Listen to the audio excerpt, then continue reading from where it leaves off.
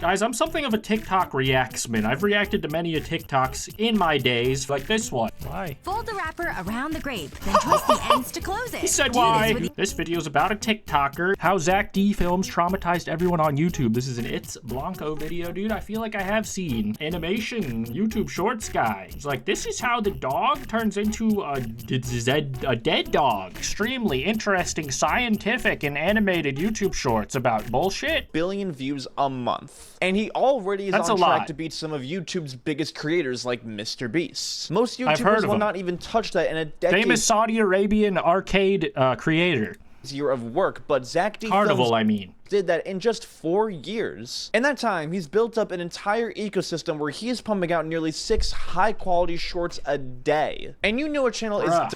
That's crazy. I used to pump out at least a dozen mid-quality shorts a day, but high quality, that is respectable. Dominating when out of the 2,400 even though like they are all like those surgeon simulator doctor videos, and they creep me out and gross me out, and I swipe past them unless I'm reacting. Then I say, "Pog."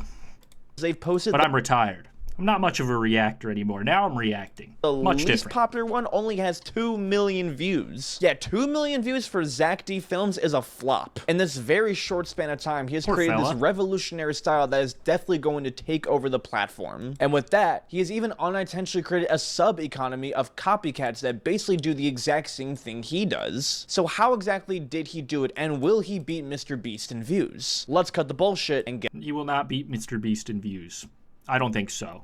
How did he do it, though? Get right into it. Now, Zack's journey starts on June 7th of 2021 when he starts his channel. There's not really that much known about Zack before he created his channel. We don't really know where he's from, his experience in film, or really anything about him. But it's the mystery about him that does really add a lot to the content. Literally the day after Zack started his channel, he posted his first ever video. It was a mini documentary on the gas station chain Buc-ee's. Dude, I've been there. It's like pretty unresoundingly exceptional, except for the fact that it's massive. It's just really big, but also very crowded, and they sell gross stuff that I don't want, like corn nuts. No thanks, Bucky, but it's a must stop, you know, so you can say that you stopped, I guess. And you might as well, because what the fuck else are you gonna do, drive? I mean, I love driving, but might as well go to Bucky. This was not a short, it was actually a long-form video. And for those that don't know, Buc-ee's is like a ginormous gas station chain in America. Let me correct myself. It's not a gas station chain, it's the gas station chain. Because it's more than just a I didn't know it was a chain. I thought it was just one fucking place. Gas station. It's literally an entire universe. Like, in there they have... He's overselling it. Fresh made sandwiches, authentic fudge. They even have a goddamn mascot. It's a staple in American culture. A whole mascot? That's a universe. Okay, what the fuck are you talking about? I'm starting to question this guy's credentials, and I love It's Blanco, so I'll just skip ahead past the Buc-ee's shit, because I don't care. Bayous of Houston. I hope I said that right. Bayou? I don't know. And for those that don't know, bayous are like these super low-level bodies of water. They're like kind of rivers, but not really rivers. But apparently tons of animals live there, like fish, otters, and fucking alligators. So Zack did an in-person interview and documentary on a person who constantly fishes out of these bayous. Or bayous. I don't know. Please don't roast me too hard in the comments about my mispronunciation. Or bayous. And together, they actually would catch the infamous alligator gar. Now, this was a very, very big upgrade in terms of Zack's production and storytelling elements. He really lived up to the Zack D Films name with all of this fancy editing and music and suspense. It was a really well-made video. And when they caught the alligator in the video, it really paid off. And looking at this video, that is the fishiest fucking alligator I've ever seen. Like, it looks like a damn fish except for the teeth part. What the fuck? Bro, that's a barramundi. So weird to see Zack, like, in person documenting someone because we never really see his face in videos now. But again, this was the first and last time Zack ever made a video like this in this style, because it also flopped pretty hard. But it wasn't the last time. Bro, you pulled the damn fish out of there and tried to pass it off as a gator. You lied. Out of the bayou. Zack made videos because a brand new feature on YouTube was just about to gain traction: YouTube Shorts. But first, a word from our sponsor, Morgan. Shout out to the people's lawyers. Aren't they from Florida too? I see a lot of ads from them in my childhood. Feature dropped specifically in India in 2020 because TikTok just got banned over there, so there was a brand new market. But then it actually did not get released in the US until around mid-2021 and then slowly gained some traction. Zack saw the potential as this was a fresh new format and a very established social media platform that was just ripe for the taking. Now on February 9th of 2022, he published his first ever original short where he compared Jeff Bezos' wealth to everyone else's. Now there's tons of crazy difference between the animations about people's fucking open wounds getting stapled. Videos that have done a very similar thing to this, but this also was pretty solid. But it also flopped when it first posted. But hey, it was his first short. Things take time. I mean, shorts fucking rolled out kind of clunkily, if you guys actually remember. It was like, they didn't have a separate tab for it, so it was just like a video on your channel that was way shorter for no reason, and it fucking, everyone hated it also. So it was an insta-flop, which would also affect your channel, which was not good. Now, after this, Zack tried to repurpose his Bucky's film into multiple shorts, but that also did not work because two-parters tend not to do very well on shorts. But then, Zack would post the video that changed everything. He did a video on why the Titanic is totally disappearing and why it will be completely gone in 20 years. The Titanic is disappearing at an alarming rate. Scientists are estimating that it will be completely gone. Titanic enjoyers are really bummed about this. The fuck? That movie's over, dude. The boat is way even over. By the time the movie came out, the boat was over. Why do we give a shit? Let's go within again. 20 years. And this is due to it being eaten away by bacteria and other marine life. New footage shows the captain's bathtub. Because it's underwater and sunken.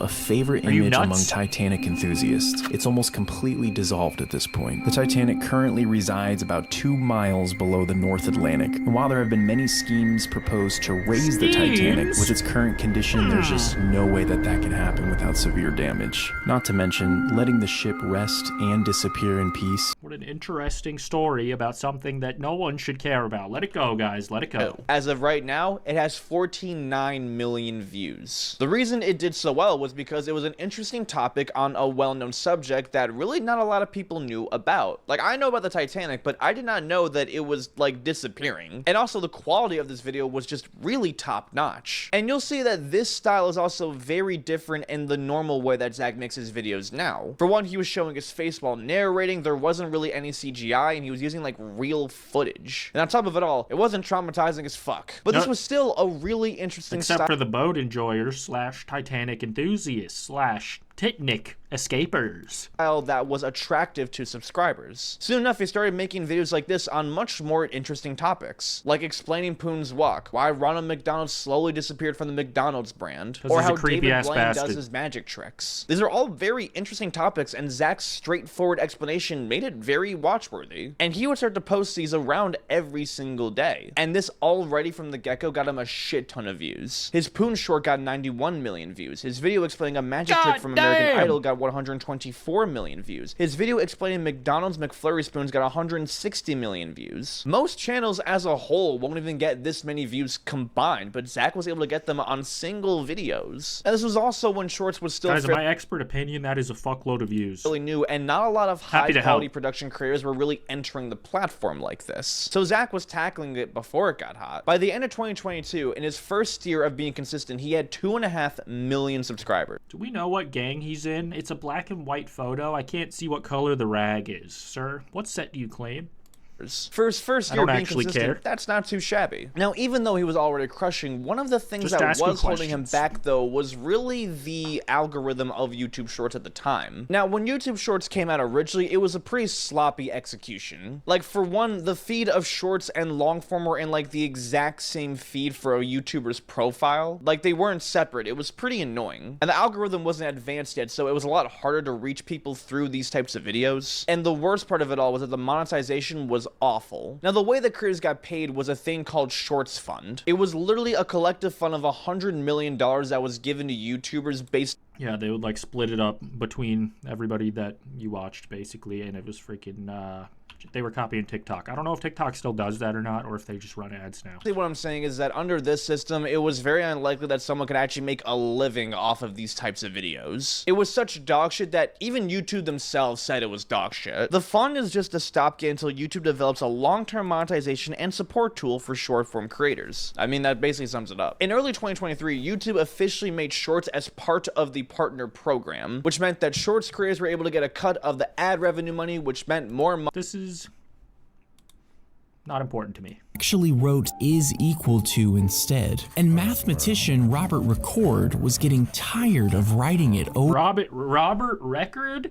Dude, you were born to make music. What are you doing at this math desk, you nerd? Over and over. So in 1557. Oh, I just hate to see a guy throw his life away on some boring shit. 2023, most of his videos comprise entirely of the CGI style. By the end of 2023, he broke 7.2 billion views and was just 20K shy of breaking 7 million subscribers. That's nearly a triple growth in 1 year. But not all success comes without controversy. Now, there were some minor spelling mistakes in his videos here and there, but like, I mean, who gives a fuck about that? There were some videos where he straight up was called out for being wrong. In one of his videos, he claimed that the fast food chain KFC legally made their name KFC instead of Kentucky Fried Chicken was because the state Kentucky had the word Kentucky trademarked. And so to avoid having to pay any fees or anything, they just made the name KFC. But this is not true. A few days ago, how do you even come up with such a thing if it's not true? What the fuck? Posted a video about I believe him even though you just debunked it. What the fuck? Why Kentucky Fried Chicken changed their name to KFC. And my explanation was wrong. You see, I explained that the name change was KFC's way of nixing the word Kentucky so they wouldn't have to pay licensing fees. But after posting this video, I noticed some of the comments were claiming I was full of so I retraced my steps and found where I went wrong. You see, I got this information from a Snopes article, but I didn't realize that Snopes had rated this article as Lost Legend. A Lost Legend rating is their way of trolling people, and I fell for it. In another video, Zack claimed, oh, that's fucking annoying. Why would they do that? You're not the Onion, bro. We don't know you, little bro. How a person from American Idol did a certain Only write type the of truth. levitation Fuck you. trick. However, that same magician actually called him out and duetted this video and said that he was wrong. And Zack would address it. A few days ago, I showed you how this trick was done, and I was wrong. Why does he sound so much normaler on 2x speed? This is how I originally explained it. Cane, base, rods, back brace, harness. All that's left for the magician to do is use his core strength to pull his legs up. Well, this magician, known as Special Head, left a comment on my TikTok. He also made a How are you gonna be a magician called Special Head doing fake tricks for the dead? response video proving that my theory is wrong. There appears to be no base or harness. In fact, Special Head has some other videos online where he just touches someone's head and levitates. So what's going on here? What's the real It's real explanation to this magic. trick? The answer is that I have no idea. Granted, Zack was wrong about these, but he took accountability and recognized I mean, fair enough, but that kind of pisses me off as the viewer, dude. You're supposed to know. You're the guy. You're the guy who tells me. his mistake, which honestly is pretty big. It showed early on that Zack was totally willing to admit that he fucked up and was willing to learn from his mistakes. But it's actually really funny because that exact same year, the opposite would happen to him. An official news media company would actually write an Just realizing everyday dashboard button secret uses it can even block awful smells on the road. What?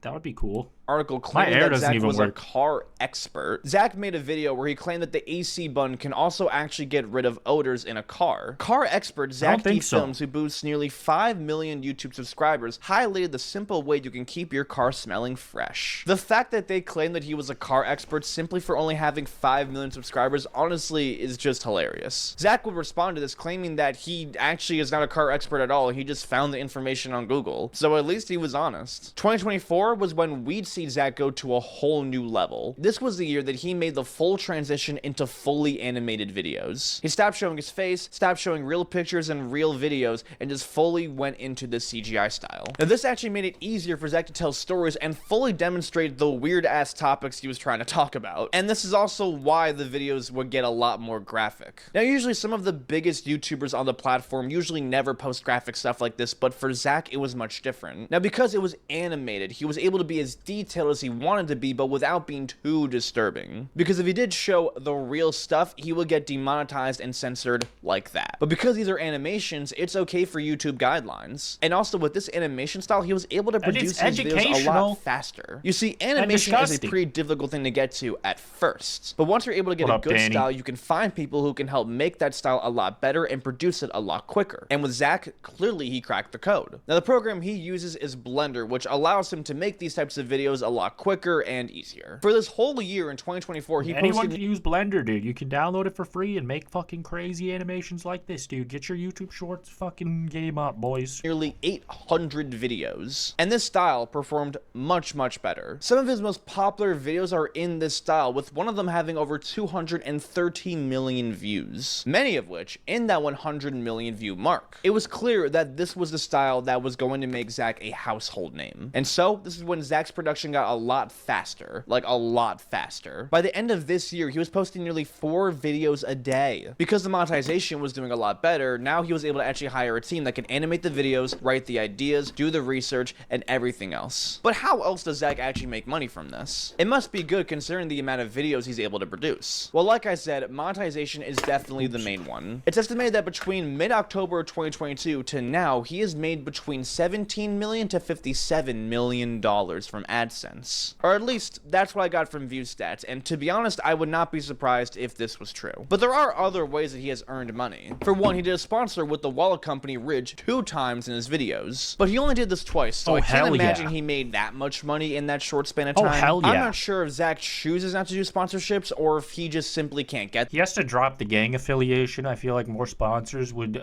be less wary to work with him if he wasn't so you know, politically aligned with a certain way. It's just, you know, it's bad business. Them because his videos are that graphic. Sponsors are rare, but Zack does have the platform for it, so I don't know. The other form of income that Zack had was when he briefly had memberships on his YouTube channel. For $2.99 a month, viewers were able to get an additional short on top of every other type of content. As a business model, it seemed to make sense. He's pumping out. Yeah, it makes no sense, dude. Don't pay money for YouTube Shorts. Subscribe and become a member to the Lonniedos channel instead. Much better. Then you get all my VODs and any secret member content I decide to make in the future, which I don't have any plans for right now, but you never know. 4 shorts a day, so why not profit a little bit off that extra one? But this did not last longer than a month. He randomly took the memberships down and the announcements for it. Why he did this is a little unclear. Maybe he wasn't making that much money off of it, or maybe he just didn't want to charge people for the videos. See, this guy's a hater. He said he wasn't making that much. He's probably making too much. Who knows? But right now it seems like YouTube monetization is really the main thing paying him, and it seems to be paying pretty damn well. By the end of 2024, Zack's channel broke over 27 billion views and broke over 18 million subscribers. You'd think that with the amount of stuff that he was posting, he would be sacrificing his audience and the quality of the videos, but no. In fact, Zack is one of the very few YouTubers who was able. All right, let's see more of his greatest hits, if they'll load on my damn thing. How stitches work, dude. When you get stitches, a doctor threads a needle through your wound and pulls it towards connective tissues, and also I sort of knew this already, right? Collagens start to create skin. How interesting. I mean, I guess this is good, so like your professor could put this on if he's teaching you about this shit in med school. I mean, you need a demonstration, dude, and Zack D's gotcha. He animated a perfect leg. If you get a splinter, most people just go ahead and pull them out. I mean, obviously. Have you ever noticed how odd the McFlurry spoon is? Well, yes, some people often put their mouth on it thinking it's a straw, only to be met with disappointment and nothingness. Shout out freaking It's Blanco, dude, and Zack D Films. 2 goats within their own lanes.